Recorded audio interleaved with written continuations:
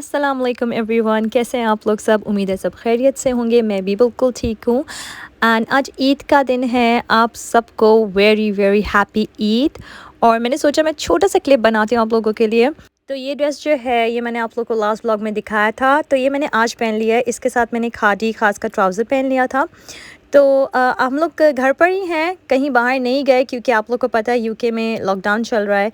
और जो है इंशाल्लाह 17 मई से ईज़ हो जाएंगी रिस्ट्रिक्शंस। तो नेक्स्ट वीकेंड का प्लान है, एक दो इन्विटेशंस हैं, वहाँ जाएंगे तो मैं आप लोग के साथ वो शेयर करूँगी।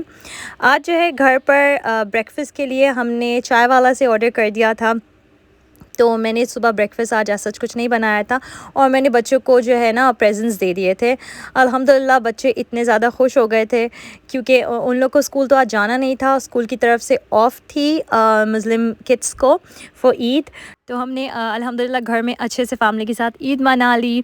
और जो है आज मौसम भी इतना ज़्यादा अच्छा हो रहा था, काफ़ी ग्लूमी सा हो रहा था। आप लोग को पता है मुझे रेन कितनी अच्छी लगती है, तो मौसम भी बहुत अच्छा था आज और बच्चों ने इंजॉय किया घर पर। और आज तो पाकिस्तान में भी ईद है, तो जो है आई होप आप लोग सब की ईद बहुत अच्छी गुजर रही होगी, जो पाकिस्तान में है, जो यूके में है और दुनिया भर में जहाँ भी हैं।